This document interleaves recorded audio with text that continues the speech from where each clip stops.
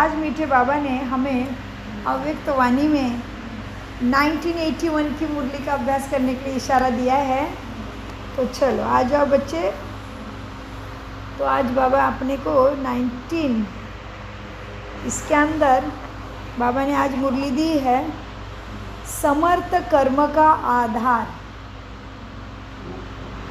समर्थ कर्म का आधार धर्म है। तो मुरली चली है 5/4/88 को। आज बाप दादा अपने विशेष विश्व परिवर्तक, विश्व कल्याणकारी बच्चों को देख रहे हैं। जब से ब्राह्मण जीवन हुआ तब से इस महान कर्तव्य का संकल्प किया। ब्राह्मण जीवन का मुख्य कर्तव्य ही यही है। मानव जीवन में हर एक आत्मा की विशेष धारणा क्या होती है? मानव जीवन में हर एक आत्मा की विशेष 2 धारणाएं हैं। एक धर्म, दूसरा कर्म। धर्म में स्थित होना है और कर्म करने हैं। क्या करना है? तो हमारा धर्म कौन सा है? शांति स्वरूप। हाँ, तो माँ बाबा कहते हैं मानव जीवन में हर एक आत्मा की विशेष 2 धारणाएं होती है। एक धर्म, दूसरा कर्म। धर्म में स्थित होना है और कर्म करना है। धर्म के बिना जीवन के कर्म में सफलता मिल नहीं सकती। धर्म अर्थात विशेष धारणा, मैं क्या हूँ। धर्म अर्थात क्या? धर्म अर्थात विशेष धारणा, मैं क्या हूँ। इसी धारणा अर्थात धर्म के आधार से मुझे क्या करना है वह बुद्धि में स्पष्ट होता है।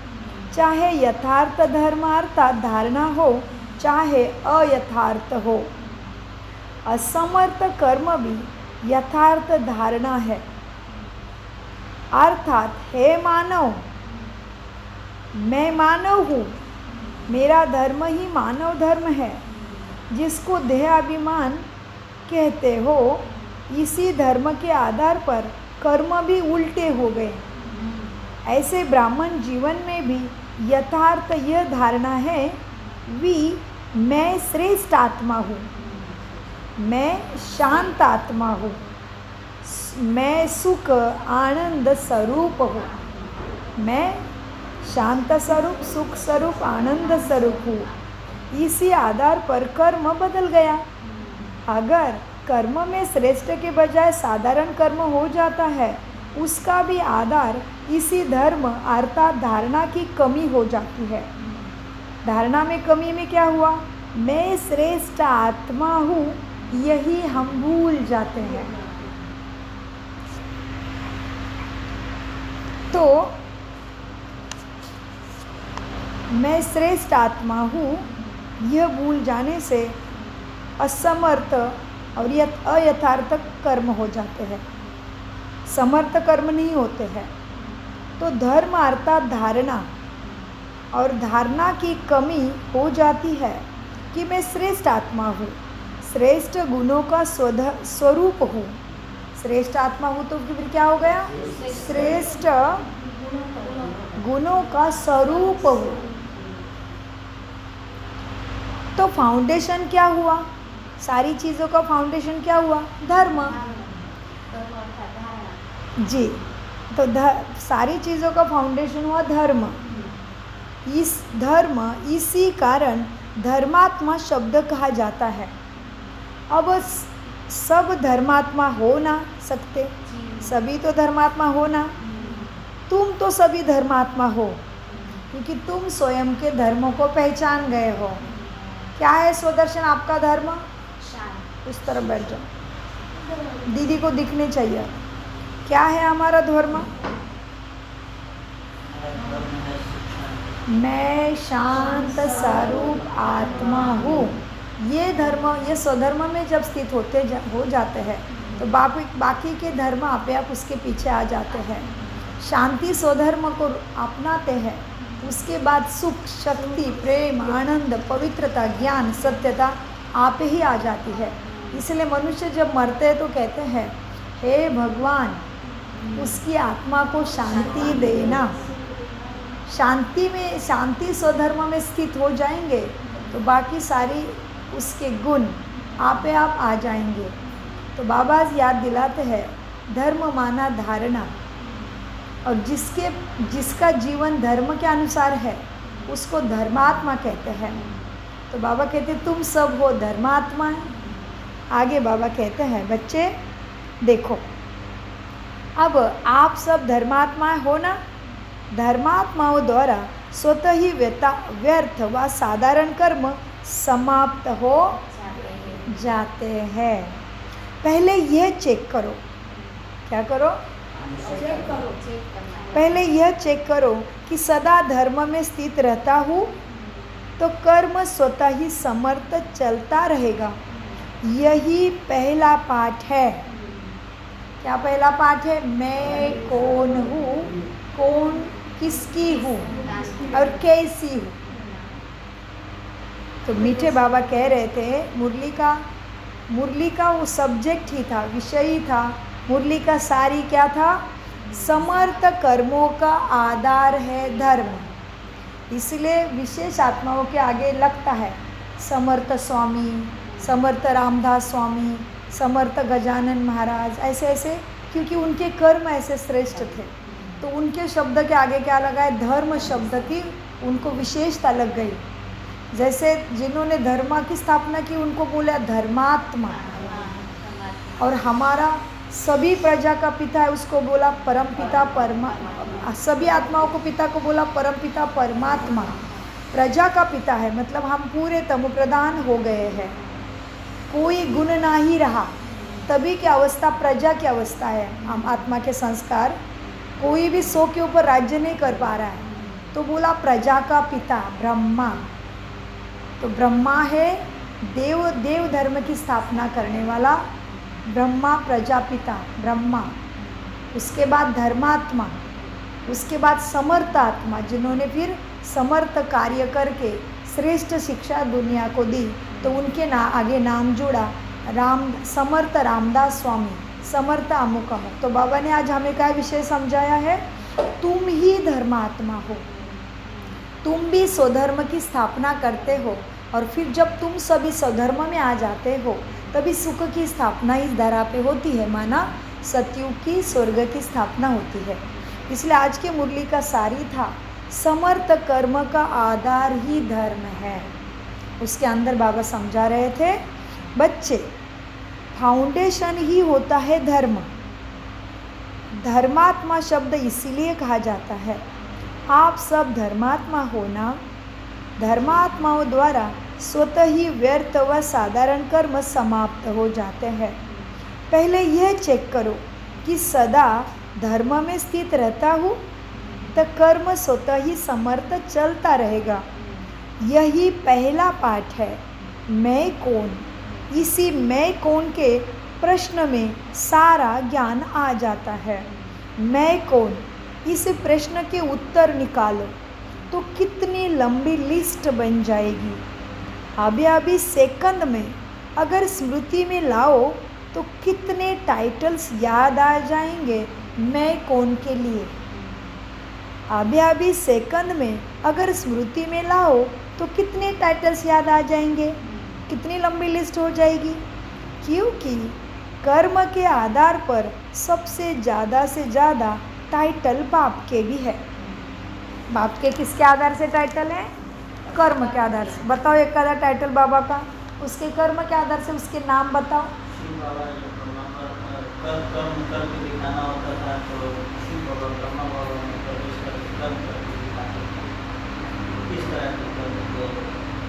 तो वो बन गए महादेव, ब्रह्म देवता में उन्होंने खुद प्रवेश किया। तो उनके गुणों के अनुसार, उनके कर्तव्य के अनुसार नाम कौन से बाबा के कहते हैं?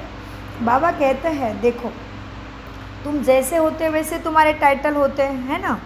तो अभी हमारा मन है ब्रह्मा जैसे, परमात्मा को जान लिया सो खुद को जान लिया, तो हम है ब्राह्मण, ब्रह्मा जैसा मन है। वही पुरुषार्थ चल रहा है। सतयुग की स्थापना में भगवान के मददगार है। ब्रह्मा की भुजाएं शिव शक्ति बन गए, पांडव सेना बन गए हैं, ठीक है। तो अभी है ब्राह्मण। उसके बाद सारे गुण और शक्तियों को धारण करेंगे। अब योग और ज्ञान के धारणा सेवा के आधार से तो क्या बनेंगे? देवात्मा। तो ब्राह्मण, फिर देवात्मा, फिर क्या होंगे? क्षत्रिय। फिर द्वापर युग में बिजनेस माइंडेड, भगवान को पुकारना शुरू किया, दे, तो वैश्य बन गए। और कलयुग में शुद्रात्मा, माना प्रजा, जय प्रजा, सब एक जैसे, कोई राजा नहीं यहाँ पे, सभी तम प्रधान बुद्धि के हो गए। तो इसीलिए बाबा आज गहराई में लेके जाते हैं। बाबा कहते हैं देखो क्या है, कर्म के आधार पर सबसे ज़्यादा से ज़्यादा टाइटल तो बाप के हैं, कर्म के आधार के। उसने कैसा कर्म किया? हमें सुख दिया तो सुख दाता, हमें शांति स्वरूप बनाया तो शांति का सागर, हमें उसने सत्य ज्ञान बताया तो सत्यम शिवम सुंदरम, हमें काल के पंजे से छुड़ाया तो महाकालेश्वर, हमें ज्ञान रत्नों का अमृत पिलाया तो अमरनाथ, विश्व के ऊपर कृपा करके विश्व को दुखों से छुड़ाया तो विश्वेम्बर, विश्वेश्वर, अमरनाथ, पाप कटेश्वर। हमें कहा बच्चे मुझे याद करो, मैं तुम्हारे विकर्म का विनाश करूँगा, योग अग्नि से ही पाप भस्म हो जाएंगे, तुम सुच्च सुंदर सतप्रधान बन जाओगे। तो वो क्या बन गए? पाप कटेश्वर।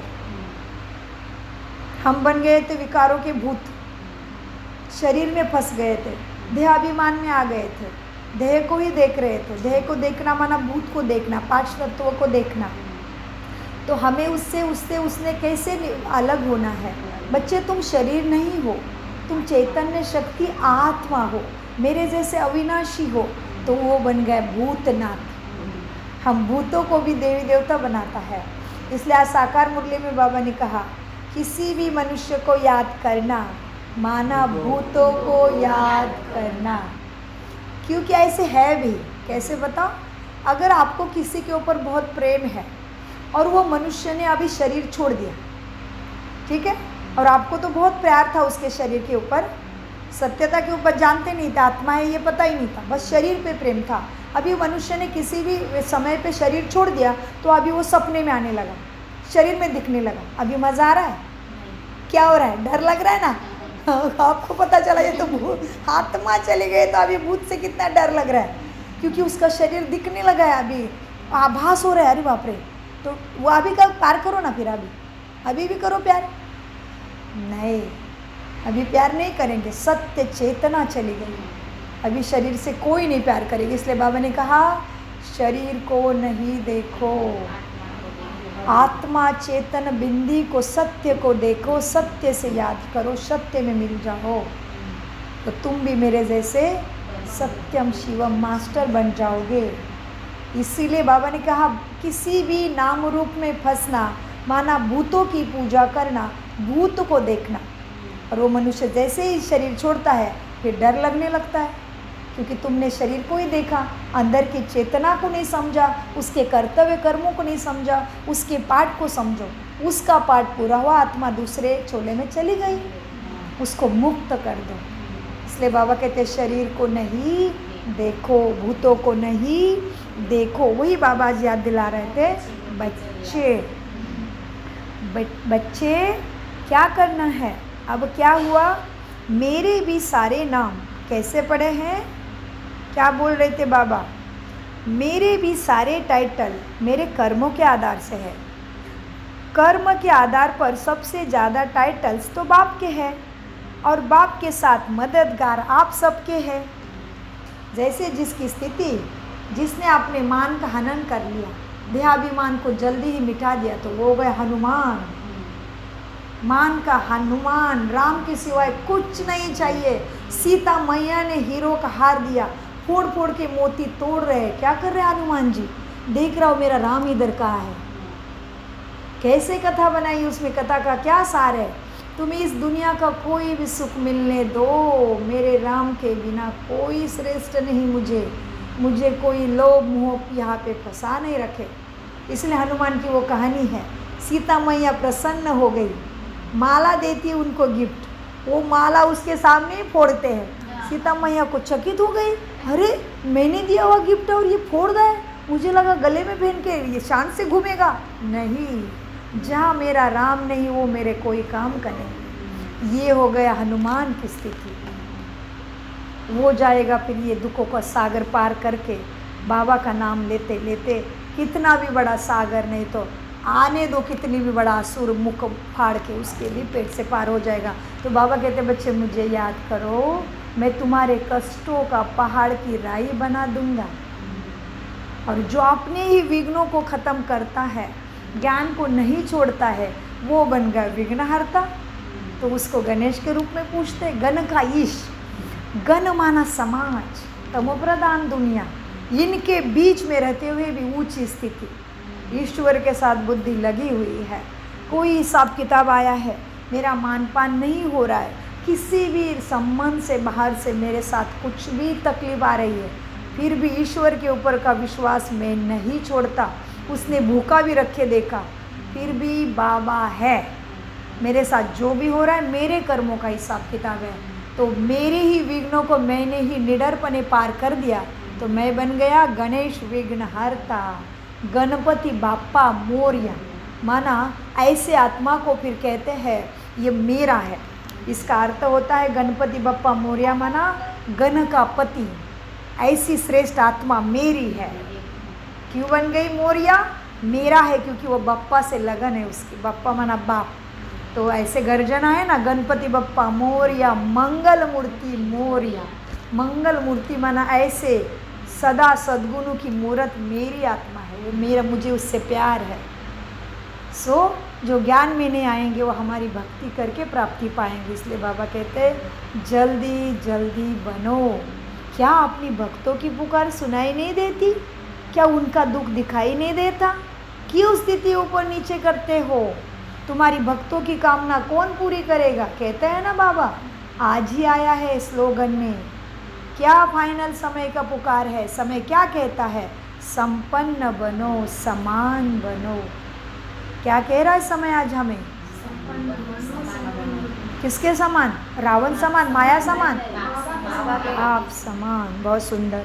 तो मीठे बच्चे को बाबा कह रहे थे, बच्चे देखो, सबसे ज़्यादा टाइटल के ऊपर से तो बाप के नाम है, और बाप के साथ साथ आप बच्चे जो मददगार हो, जो बाप के टाइटल्स वो आप बच्चे की भी टाइटल्स, बस उसके आगे मास्टर लग जाता है। बाबा है भगवान तो तुम हो मास्टर भगवान। बाबा है सुख करता, सुख का सागर, तुम हो मास्टर सुख सागर। बाबा है शांति का सागर, तुम हो मास्टर शांति दाता, मास्टर शांति स्वरूप आत्मा। बाबा है सर्वशक्तियों का सागर, तो तुम मास्टर सर्वशक्तिवान। यस, बहुत सुंदर। तो तुम हो मास्टर सर्वशक्तिवान। तो बाबा कहते जैसे मेरे टाइटल्स कर्मों के आधार से है, ऐसे आपके भी टाइटल्स है। सब में मास्टर हो गए ना। सारे कल्प के अंदर टाइटल्स की कितनी लिस्ट बड़ी है? आपकी जितनी लिस्ट किसी के ऊपर होगी? फिर किसी आत्मा के पास इतनी बड़ी टाइटल्स की लिस्ट नहीं रहेंगे। हाँ, पद्मा पदम भाग्यशाली, सदा के विजय रत्न, सफलता मूरत, अकाल मूरत, दिल तख्त नसीन, कितने सारे समान हैं हमारे। तो बाबा कहते हैं बच्चे देखो, सारे कल्प के अंदर टाइटल्स की लिस्ट इतनी बड़ी किसी की भी नहीं होगी, देवताओं की भी नहीं होगी, उतनी ब्राह्मणों का मान है। सिर्फ अपने टाइटल्स लिखने लगो तो छोटा सा बुक ही बना सकते हो। यह इस संगम के टाइटल्स आपकी डिग्री है। मिल गई डिग्री यूनिवर्सिटी में, तो अपने अपनी डिग्री लेना है कि मैं कितना शांत स्वरूप बन गया हूँ, कितना शक्ति स्वरूप बन गया हूँ, कितना सुख स्वरूप बन गया हूँ, मैं मनसा वाचा कर्मणा कितना पवित्र बन गया हूँ। क्या मैं सत्य स्वरूप में ज़्यादा टिक पाता हूँ? क्या मैं प्रेम स्वरूप बन गया हूँ? खुद ही भर के दूसरों को प्रेम दे पा रहा हूँ? एनी ऑफ कॉस्ट, कोई भी परिस्थिति में मैं प्रेम दे पाता हूँ? तो बाबा कहते तुम्हारे सोमान और टाइटल्स की लिस्ट निकालेंगे तो देवताओं से भी ज़्यादा है। छोटा सा बुक बन जाएगा। चलो शुरू कर देते आज से। फिर टाइटल्स लिखेंगे, अपने अपने याद आते हैं, सोमान लिख देंगे, वरदान लिख देंगे। बाबा कहते महादानी वरदानी भव, वो भी टाइटल हो गया। सो बाबा कहते बच्चे देखो, इस संगम के टाइटल्स आपकी डिग्री है। तो इतने सारे मेडल्स मिल गए, देखो डिग्री के, पीएचडी करते हैं तो मेडल्स भी मिलता है, टोपी भी मिलती है, तो ले लो अपने अपने वरदान की टाइटल्स की डिग्री। तो बाबा कहते तुम्हारे पास कितनी डिग्रियाँ हैं, सारे वरदान सारे सम्मान तुम्हारी डिग्रियाँ है। यूनिवर्सिटी में है तो डिग्री तो मिलनी चाहिए ना। सो बाबा कहते हैं इस संगम के टाइटल्स आपकी डिग्री है। उन्हों की डिग्री भले कितनी भी बड़ी हो, लेकिन आप लोगों के आगे वो कुछ भी नहीं है। इतना नशा सदा के लिए रहता है, चेक करो अभी, इतना नशा सदा रहता है, फिर भी शब्द यही आएगा, मैं को। सारा कुछ घुमा के फिर बाबा ला रहे हैं। फिर भी अब शब्द यही आएगा, मैं कौन। रोज नया नया टाइटल स्मृति में रखो, अर्थात उसी टाइटल्स के धारणा स्वरूप धर्मात्मा बन कर्म करो। कर्म करते धर्म को न छोड़ो, कर्म करते करते धर्म को न छोड़ो। कैसा भी कर्म हो, फिर भी शांत स्वरूप, शक्ति स्वरूप, प्रेम स्वरूप, पवित्र स्वरूप हो, ये नहीं छोड़ना है। वाणी में आते तो भी नहीं, वो कुछ कर्म कर रहे तो भी नहीं, हाथ से भी, मन वचन कर्म से भी धारणा युक्त, मनसा वाचा कर्मणा से भी धारणा युक्त, तन मन धन से भी धारणा युक्त। धर्म और कर्म का मेल होना यही संगम युग है। इतनी बड़ी बात हो गई, बहुत बड़ी बात हो गई।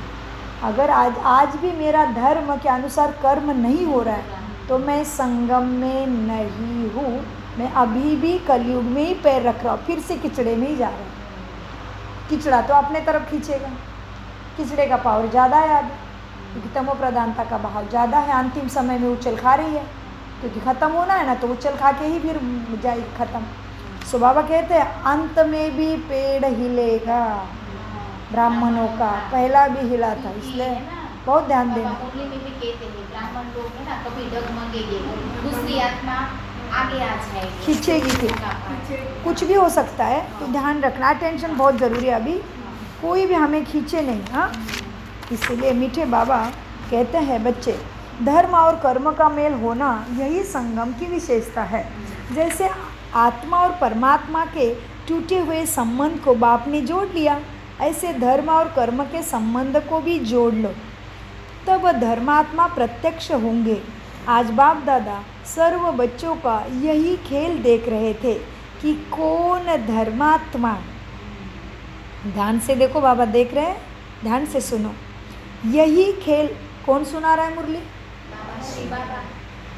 बाप दादा मेरे सामने बैठा है, मैं बिंदी, मुझे दूसरा कुछ भी नहीं दिखाई दे रहा है। ऐसे लगन में रखे, मगन होके मुरली सुनोगे, तभी मुरली का पुण्य मिलेगा और जो चाहिए वो सफल होगा।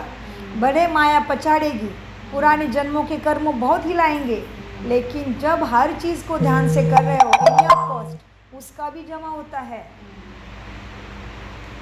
बाबा कहते हैं बच्चे देखो क्या है, अब क्या होगा।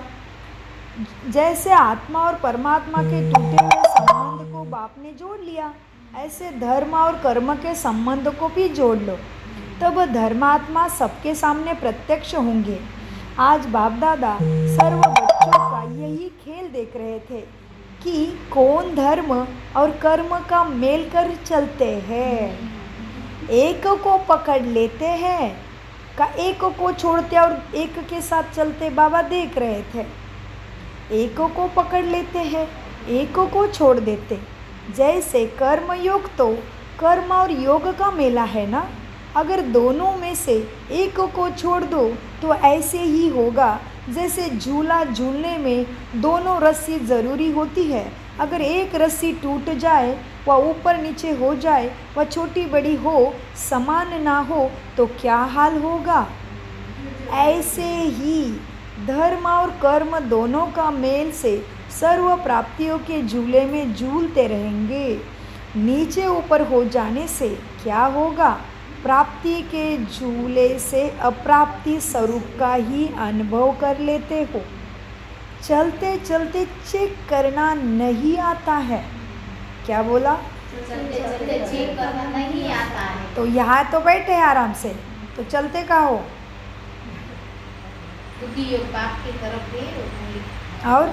और दिन भर कहाँ चलते हो? बाबा ये बोल रहे कि यहाँ पर बैठे तो बाबा पर ही ध्यान रहे और किधर किधर नहीं जाए। वो तो हो गया मन का चलना। और तन क्या करता है दिन भर? तभी बाबा में लगा। मैंने तो सांसों को बच्चे ही सुना है, मन बाबा की तरफ है। हाँ, ये बाबा में लगा। बहुत अच्छा चिंतन सबका। बाबा वो भी मन का भी है, मन ही बहुत चलता है। लेकिन अभी यहाँ पे बैठे हो तो आनंद आ रहा है, वहाँ बाबा वहाँ निकल रहा है, भाग्य का भी स्तुति हो रही। क्या भाग्य मेरा, क्या बाबा ने सिखाया आज। अच्छा, बहुत अच्छा। अभी यहाँ से चलते चलते आत्मा जाएगी कर्म स्थान पे। अपना घर क्या है? कर्म स्थल है। कर्म क्षेत्र कुरुक्षेत्र, युद्ध का मैदान है वहाँ पे हारना नहीं है। यहाँ पे तभी जीत पक्की है, क्योंकि यहाँ पे तो भरने के लिए आए हो। यहाँ पे कोई परीक्षा नहीं है, यहाँ पे तो हलवा ही मक्खन है, आनंद ही आनंद है। यहाँ पे तो प्यार का रिश्ता है, यहाँ पे तो प्यार का रिश्ता है, बहुत आनंद आएगा, यहाँ ही आने का मन करेगा। लेकिन इसकी प्राप्ति से ज़्यादा प्राप्ति वहाँ है। यहाँ पे पढ़ लिया, वहाँ पे कमाई के लिए जाना है, तो कमाई में घाटा किया तो पढ़ाई का फायदा नहीं हुआ। पढ़ाई उधर की उधर ही रह गई, पढ़ाई उधर की उधर ही रह गई। पढ़ाई में जो कमाया था वो भी उधर ही गवा दिया। ये को ध्यान से समझना है। चलते चलते बच्चे धर्म और कर्म का मेल नहीं रख पा रहे हैं, तो जैसे झूले की एक रस्सी टूटने के बाद क्या होगा, वैसे बच्चों का हो रहा है। ये बाबा देख रहे हैं। अगर दोनों में से एक को छोड़ दे तो ऐसे ही होगा ना, जैसे झूला झूलने में दोनों रस्सी ज़रूरी होती है। अगर एक रस्सी टूट जाए, वह नीचे ऊपर हो जाए, वह छोटी बड़ी हो, समान ना हो, तो क्या हाल होगा। ऐसे ही धर्म और कर्म दोनों के मेल से सर्व प्राप्तियों के झूले में झूलते रहेंगे। नीचे ऊपर हो जाने से प्राप्ति के झूले से अप्राप्त स्वरूप का अनुभव कर लेते हो। चलते चलते चेक करना नहीं आता, इसलिए झूले के बजाय चिल्लाने लग जाते हो। क्या चिल्लाते हो कि क्या करे, कैसे करे बाबा, क्या करे, कैसे करे। जैसे अज्ञानियों को कहते हो। अज्ञानी चिल्लाते हैं भक्ति में, हे भगवान मेरे साथ ऐसे क्यों कर रहा है, मैंने तेरा क्या बिगाड़ा था। ऐसे ही तुम अज्ञानी होके फिर ज्ञानी होके भी ऐसे करते हो, क्योंकि धर्म को छोड़ के कर्म करने लग जाते हो, तो झूला ऊपर नीचे हो जाता है, तो फिर चिल्लाते हो। प्राप्ति है फिर भी अप्राप्ति का अनुभव करते हो। तो बाबा कहते बच्चे सर्व प्राप्तियों के झूले में रहेंगे। नीचे ऊपर हो जाने से क्या होता है, झूले से अप्राप्त स्वरूप का अनुभव कर लेते हो। चलते चलते चेक करना नहीं आता, इसलिए झूले के बजाय चिल्लाने लग जाते हो। क्या चिल्लाते हो कि क्या करे, कैसे करे बाबा। जैसे अज्ञानी को कहते हो मैं कौन हूँ, यह पहेली नहीं जानते हो। ऐसे ही अपने आप से पूछो अभी, मैं कौन हूँ। यह अच्छी तरह से जानना है ना। इसमें भी 3 स्टेजेस है। एक होता है मैं कौन हूँ के अंतर्गत स्टेजेस समझा रहे, अभी बहुत गहरा अभ्यास करा रहे बच्चों से। बहुत प्यार है बाबा का, इसलिए बाबा को पता है बच्चों के पास टाइम बहुत कम बचा है, तो कम समय में जब ज़्यादा पढ़ाई करना है तो ज़्यादा टाइम देना पड़ता, ज़्यादा टाइम के साथ ज़्यादा अटेंशन भी देना पड़ेगा। इसलिए बाबा वही बात बार बार रिपीट करा रहे हैं। तो बाबा के पढ़ाई का संकेत को समझो। मुझे कराने के लिए उसने सारा इंतज़ाम करके दिया है, सारी सिस्टम को तुम्हारे साथ लगा दिया है कि बच्चे करो, तुमसे मेरा बहुत प्यार है, मैं तुम्हें सारा इस सिस्टम के साथ दिया है, अभी तुम्हें करना है बस। इसलिए फिर बाबा वही सुना रहे हैं। क्या सुना रहे बाबा, बच्चे बहुत गहरी मुरली, इसलिए हम भी मगन हो गए, हमें पता ही नहीं चला हमारा ये रिकॉर्डिंग कब रुक गया। सो बाबा कहते हैं बच्चे जैसे अज्ञानी को कहते हो ना, सिखाते हो ना अज्ञानी को मैं कौन हूँ, यह पहेली नहीं जानते हो, ऐसे ही अपने से पूछो अभी मैं कौन हूँ। ये अच्छी तरह से जाना है क्या मैं कौन हूँ। अभी मैं कौन हूँ इसमें भी 3 स्टेजेस है। एक होता है जानना, दूसरा होता है स्वयं को वो मानना, तीसरा होता है मानकर चलना अर्थात वो स्वरूप बन जाना। तो किस स्टेज तक पहुँचे हो, चेक करो कि मैं कौन से स्टेज तक पहुँची हूँ। जानने में तो सब पास हो गए हो ना, मानने में भी सब पास हो, और तीसरा नंबर है मानकर चलना अर्थात स्वरूप बनना। इसमें क्या समझते हो? जब स्वरूप बन गए तो स्वरूप अब भूल नहीं सकता। जैसे देह का स्वरूप कब भूल सकते हो क्या? भल करके देह समझना उल्टा है, लेकिन स्वरूप तक आ गए तो भुलाते भी भूलता नहीं है ना। ऐसे ही हर टाइटल सामने रख करके देखो और स्वरूप में लाया है क्या मैंने? सच में मैं हमेशा कर्मों में शांत स्वरूप, सुख स्वरूप, ज्ञान स्वरूप, शक्ति स्वरूप, सत्य स्वरूप, प्रेम स्वरूप, पवित्र स्वरूप बन के चल रही हूँ। मैं सदा के लिए सहनशीलता का शक्ति को यूज़ करके चल रही हूँ। बाबा कहते अपना ही स्वरूप सामने ला के देखो कि मैं हर परिस्थिति में सहन शक्ति स्वरूप बन के चल रही हूँ। मैं सामना करने की शक्ति मेरे अंदर आ गई है, समाने की शक्ति आ गई है, परख के निर्णय करने की शक्ति आ गई है कि इस समय मुख खोलना ठीक रहेगा या चुप रहना ठीक रहेगा। तो चेक करो मैं कौन से स्वरूप में रह के चलना सीख गया हूँ। बाबा कहते बच्चे तो चेक करो कि अपने टाइटल को सामने रख कर के चलना आ गया है,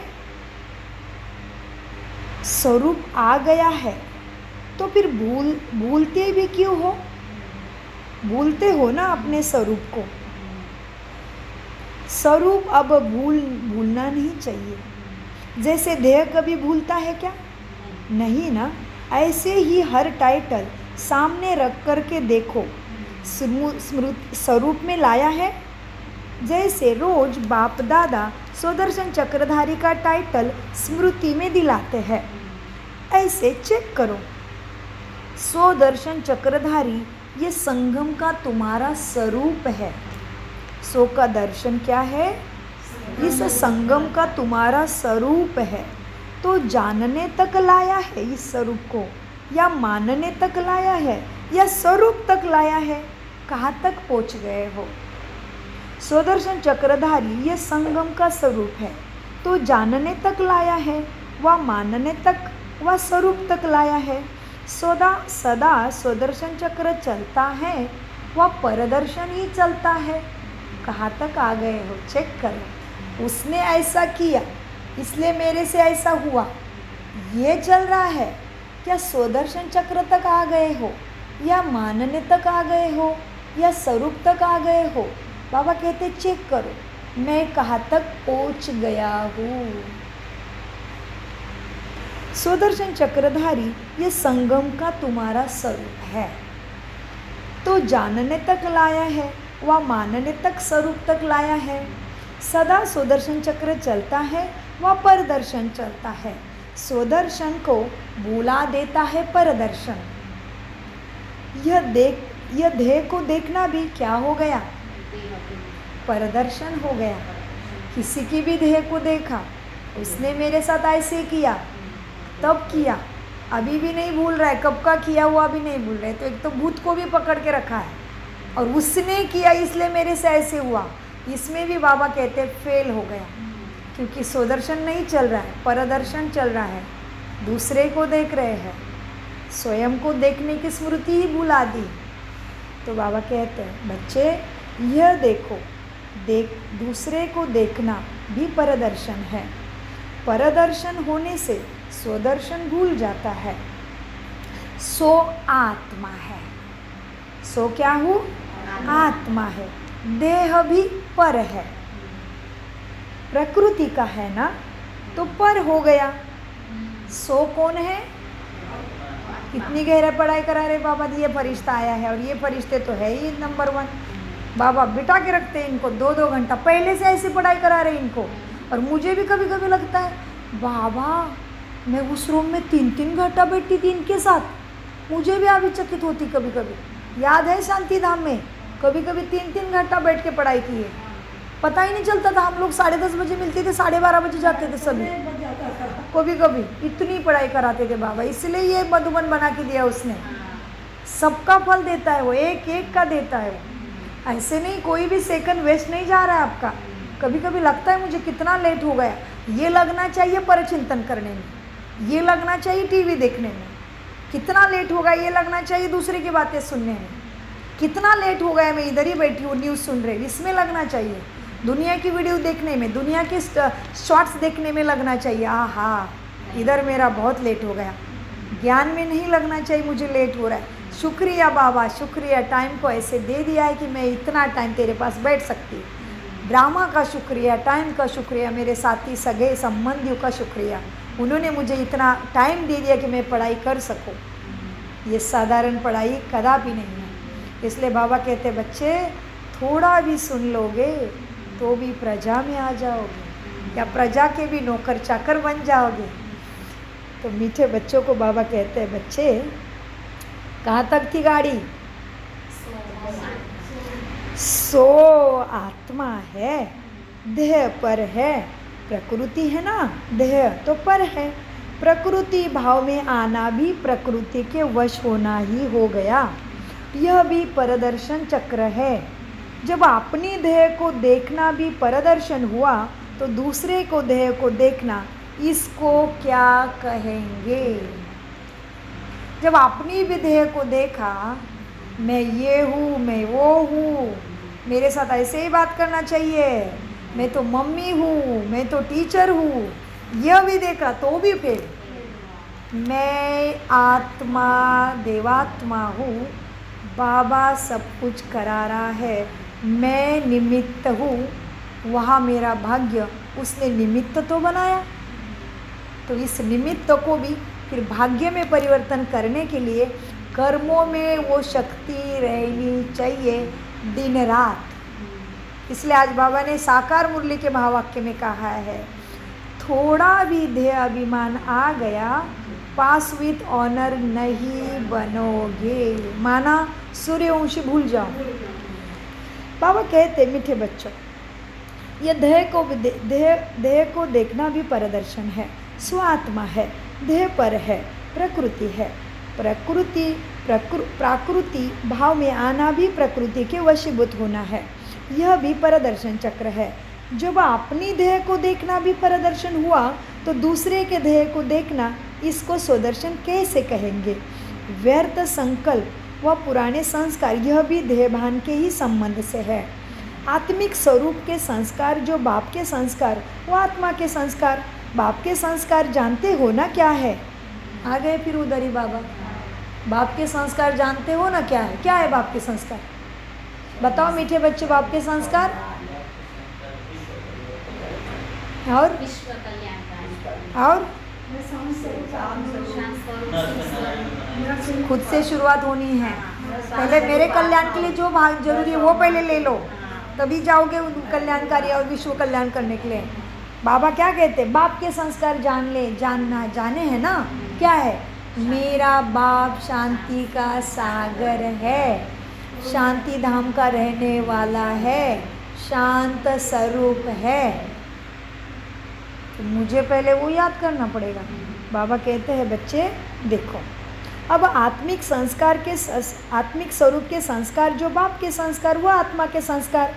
तो बाप के संस्कार जानते हो ना, वह क्या है? शांति का सागर। वह सदा, अभी उसके बाद दूसरा स्टेज आपने बोला वो भी ठीक है, आपने बोला वो भी ठीक है, लेकिन पहले स्वधर्म में टिकेंगे ना, तभी विश्व का कल्याण कर पाएंगे। खुद ही प्रदर्शन में है, खुद ही माया के प्रवेशता में है, तो कैसे दूसरे का कल्याण होगा? नहीं होगा, और ही गिर जाएंगे तुम्हारे वाइब्रेशन से तुम्हारे घर वाले, क्योंकि तुम्हारे ही वाइब्रेशन हिल रहे हैं, तुम्हारी मनसा संकल्प दृष्टि हिल रही है, तुम्हारे कृति में विकार है, तो तुम कैसे भला करोगे घर वालों का और खुद का भी नहीं कर रहे हो तो तुम्हारे साथियों का भी नहीं कर सकते, तो विश्व तो बहुत दूर रह गया। इसलिए बहुत अटेंशन देना है। इसलिए आज साकार मुरली में 5 से 6 बार आया है, बच्चे आत्माभिमानी बनना मेहनत है, देहाभिमानी बनना मेहनत है, सदा बाप के याद में रहना मेहनत है। जब सहज राजयोग सिखाने वाला बाप कहता है मेहनत है, तभी अटेंशन देने वाली बात है। ये बहुत ध्यान देने वाली बात है कि हिसाब किताब संबंध और दुनिया में वाइब्रेशन ऐसे गहरे हैं कि मेरी स्थिति को कभी भी हिला सकते हैं। इसलिए बाबा कहते हैं मेहनत है। और आपकी स्थिति अगर हर हालत में ज्ञान स्वरूप गुण स्वरूप हो गए तो आपको बहुत बहुत बधाई हो। आपकी स्थिति बहुत ऊंची हो गई है। हर समय आत्मा के गुणों के अंदर ही व्यवहार हो रहा है। कोई भी कैसा भी हो, आपको आपके शांति का सुख का और याद आता है, ज्ञान की याद आता है, तो आपकी स्थिति बहुत ऊंची है, बहुत अच्छा है। फिर तो आप मेहनत से भी पार हो गए हो। बस अभी स्वरूप बन के बाबा के दिल तक तनसीम बनना ही है।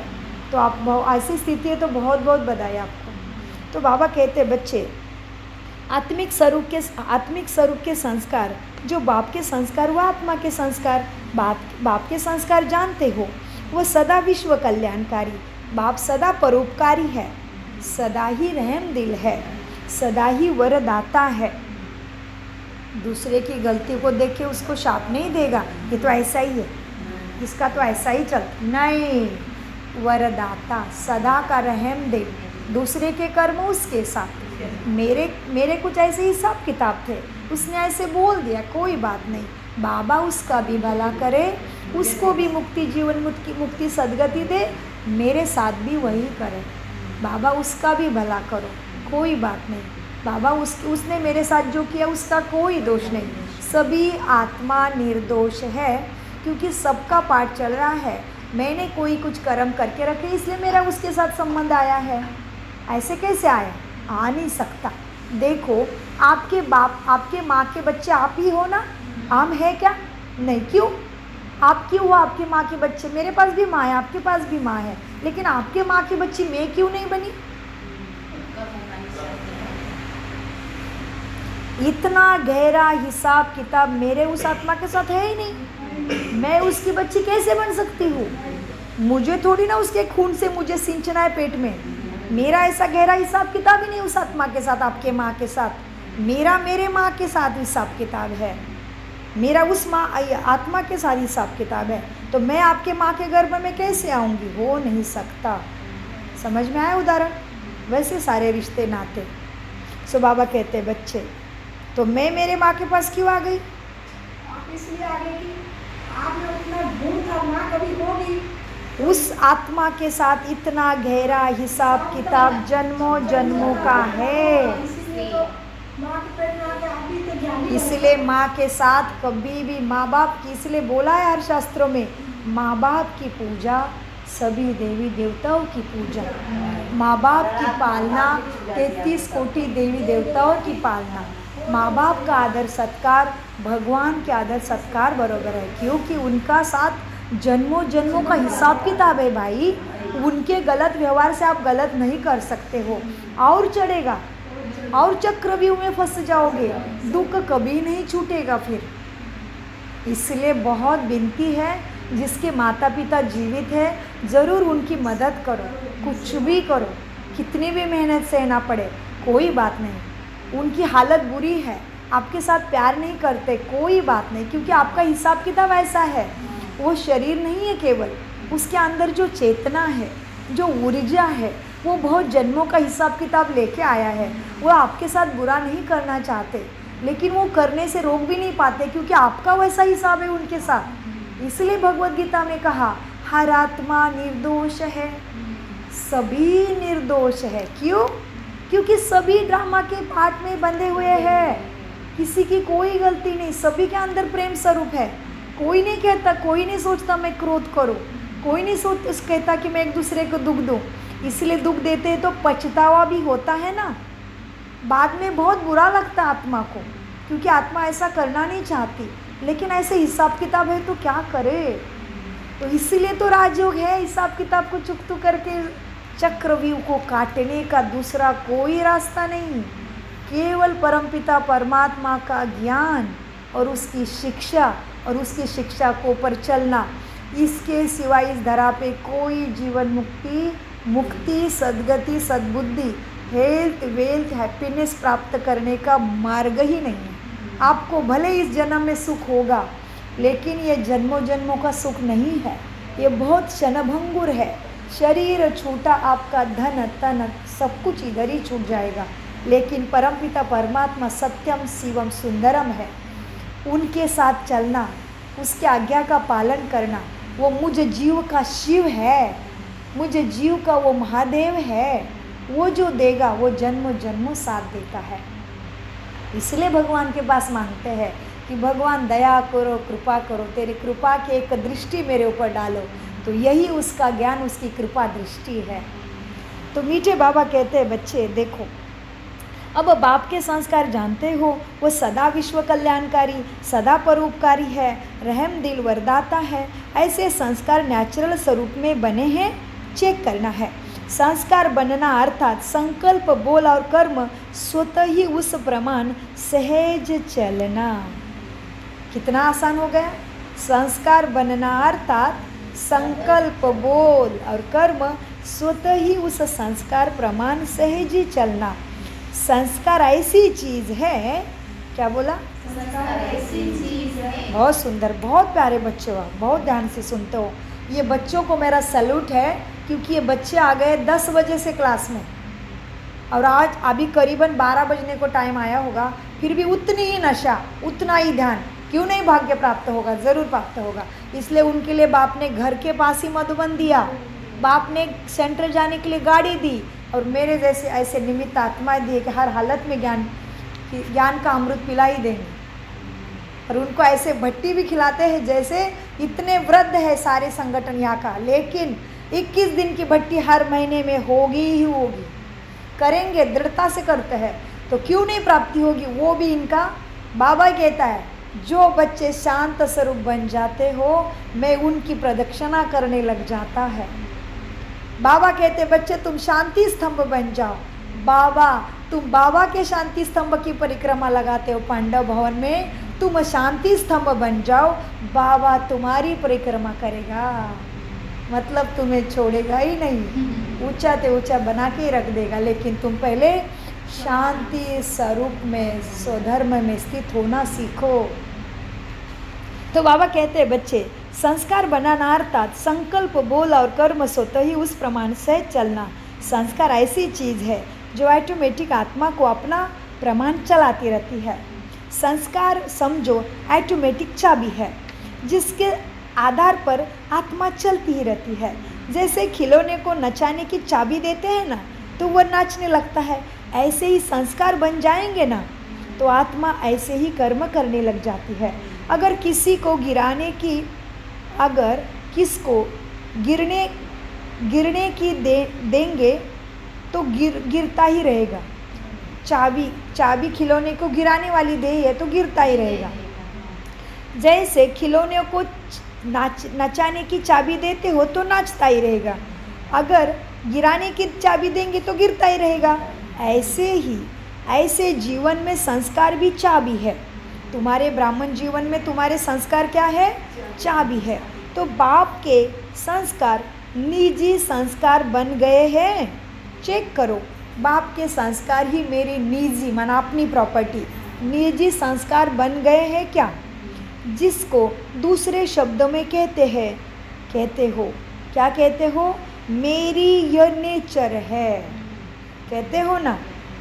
तो चेक करो, बाप के संस्कार निजी संस्कार बने हैं, जिसको दूसरे शब्दों में आप कहते हो मेरा यह नेचर है। बाप समान नेचर हो जाए तो सदा वरदानी, सदा उपकारी, सदा रहमदिल, तो मेहनत करनी पड़ेगी। बाप समान नेचर बनाने के लिए मेहनत करनी पड़ेगी। बाप समान नेचर हो जाए, कैसे? सदा वरदानी, सदा उपकारी, आबकारी के ऊपर भी उपकार। तुम्हारे कभी काम नहीं आएगा, तुम बोलोगे ना, अरे मैं बहुत बिजी हूँ, और फिर तुम्हारी जब मदद चाहिए ना, अरे कितनी अच्छी यार, तेरे सिवाय कोई वो काम कर ही नहीं सकता, तो तुम्हारे मन में आएगा हाँ पिछली बार मेरे को मदद नहीं किया था तो मैं क्यों जाऊँ, तो तुम उपकारी हुए क्या? नहीं हुए, तुम भी उसके जैसा ही व्यवहार कर रहे हो, तो तुम थोड़ी ना उपकारी हुए। इसलिए बाबा कहते मेहनत है, सहन करना पड़ेगा, झुकना पड़ेगा, मरना पड़ेगा। खराब व्यवहार करके जिसको उसके सामने उसमें फर्क क्या है? नहीं, खराब के साथ खराब नहीं कर सकते जी, फर्क नहीं रहा, बिल्कुल बहुत अच्छा। तो बाबा कहते बच्चे क्या है, बाप समान नेचर हो जाए उसके लिए सदा वरदानी, सदा उपकारी, सदा रहमदिल, तो मेहनत करनी पड़ेगी। जब मैं कौन हूँ को स्वरूप में लाओ, तो फिर से बाबा उधर ही लेके आते हैं, सब प्राप्त होगा, लेकिन क्या करना पड़ेगा? जब मैं कौन हूँ को स्वरूप में लाओ, इसी धर्म को कर्म में अपनाओ, तब कहेंगे स्वरूप तक लाया। क्या कहेंगे? धर्म को स्वरूप तक लाया, नहीं तो जानने और मानने वाले लिस्ट में चले जाएंगे। यह सदा यह स्मृति रखो, मेरा धर्म यह है, इसी धर्म में सदा स्थित रहो, कुछ भी हो जाए, चाहे व्यक्ति, चाहे प्रकृति, चाहे परिस्थिति, लेकिन आप लोगों का स्लोगन ही है धरत परिये धर्म न छोड़िए। इसी स्लोगन को अथवा इसी प्रतिज्ञा को सदा स्मृति में रखो। इस समय कल्प पहले वाले पुराने सुने बच्चे आए हैं, पुराने ते पुराने भी हो और बाबा के लिए नए भी हो। नए बच्चे अर्थात सबसे छोटे छोटे, सबसे लाडले होते हैं। नए पत्ते सबको सुंदर लगते हैं ना, तो भले नए हैं लेकिन अधिकार में नंबर 1 हो। ऐसे सदा पुरुषार्थ करते चलो। सबसे पहला अधिकार पवित्रता का, उसके आधार पर सुख शांति सर्वाधिकार प्राप्त हो जाते हैं। सबसे पहला अधिकार पवित्रता का, उसके आधार पर सुख शांति सर्वाधिकार प्राप्त हो जाते हैं। तो पहला पवित्रता का अधिकार लेने में सदा नंबर 1 रहना, तो प्राप्ति में भी नंबर 1 हो जाएंगे। पवित्रता की फाउंडेशन को कभी भी कमज़ोर नहीं करना, तब ही लास्ट सो फास्ट जाएंगे। कौन से फाउंडेशन को कमज़ोर नहीं करना? पवित्रता के फाउंडेशन को कभी कमज़ोर नहीं करना, तभी ही लास्ट सो फास्ट जाएंगे। बाप दादा को भी बच्चों को देख खुशी होती है कि फिर से अपना अधिकार लेने पहुंच गए हैं बाप के पास, इसलिए खूब रेस करो। क्या करो? एक दूसरे में ज्ञान गुण शक्तियों की खूब रेस करो। आंटी जी 21 घंटा करती है तो मैं 24 घंटा करूँगी, एक दिन पूरे नींद का भी त्याग करूँगी। आंटी 2 बार मुरली पढ़ते, मैं 4 बार पढ़ूँगी। ऐसे अपने में रेस करो। रेस करो तो पीछे आए हुए आगे जाएंगे। हाँ, जो पीछे आए हो पुराने से भी आगे जाएंगे। रेस नहीं करना, ईर्ष्या नहीं करना, रेस करना है। ज्ञान में, गुणों में, शक्ति में, पुरुषार्थ में रेस करो। हाँ, तो ऐसे रेस करो। तो बाबा कैसे प्यार से पढ़ाते हैं, इसलिए खूब रेस करो। अभी भी टू लेट का बोर्ड नहीं लगाया है बाप ने तुम्हारे लिए। सभी सीट्स खाली है, फिक्स नहीं हुए हैं। जो नंबर लेना चाहो ले लो। इतना अटेंशन रखते चलते चलो, अधिकारी बनते चलो, योग्यताओं को धारण कर योग्य बनते चलो। बाप ने सीटें खाली रखी है। ऐसे बाप समान सदा श्रेष्ठ धर्म, श्रेष्ठ कर्मधारी, सदा धर्मात्मा, सदा स्वदर्शन चक्रधारी स्वरूप, सदा सर्व प्राप्ति स्वरूप, ऐसे श्रेष्ठ आत्माओं का बाप दादा को याद, प्यार और नमस्ते। हम बाप समान सदा श्रेष्ठ धर्म, श्रेष्ठ कर्मधारी, सदा धर्मात्मा, सदा स्वदर्शन चक्रधारी, स्वदर्शन चक्रधारी स्वरूप, सदा सर्व प्राप्ति स्वरूप, ऐसे हम श्रेष्ठ आत्माओं का बाप दादा को याद, प्यार, गुड मॉर्निंग, नमस्ते प्यारे बाबा, नमस्ते।